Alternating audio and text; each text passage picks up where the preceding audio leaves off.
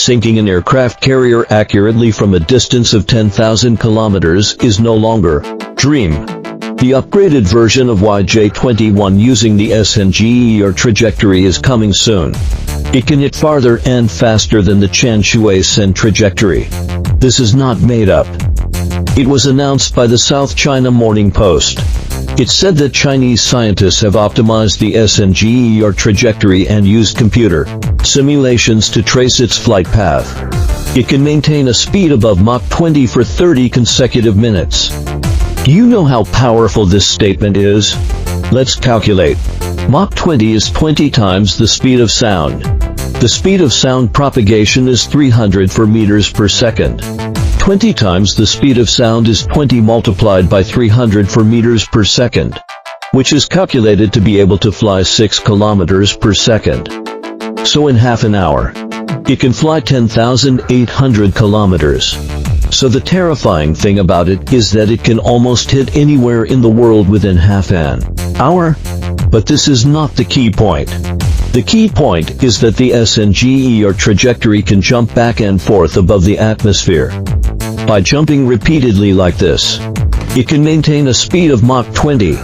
That is to say, unless you master alien technology, it will be impossible to intercept it in the next 30 years.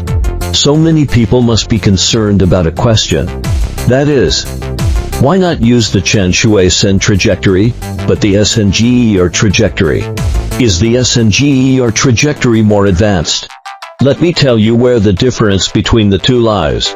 The biggest difference is that the Sänger trajectory only enters and exits the atmosphere once. After that, it starts to bounce back and forth inside the atmosphere by using compressed air. So it faces greater frictional resistance.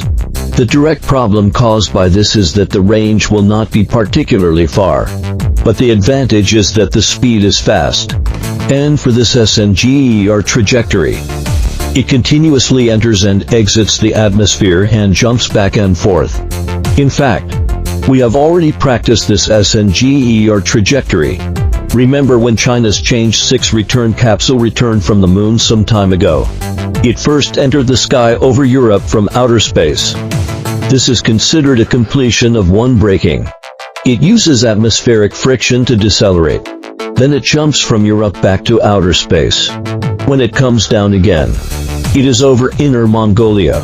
This is the Sänger trajectory. Do you see its special features? From the sky over Europe, with one push of the accelerator, it flashes to Inner Mongolia. This jump is really 54,000 kilometers. The characteristic is long range. But after continuously entering and exiting the atmosphere, its terminal strike speed is not as fast as the Sänger trajectory, which is only 8 to 10 Mach. And the final strike speed of the Sänger trajectory can be as high as 15 Mach. So it can only be said that these two trajectories have their own advantages and disadvantages. To strike surface warships within 1 or 2,000 kilometers, use the Sänger trajectory. If you want to strike large targets tens of thousands of kilometers away, then the Sänger trajectory is more appropriate.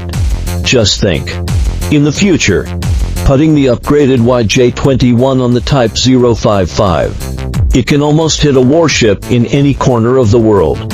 And currently, China is the only country that can equip these two types of ballistic missiles.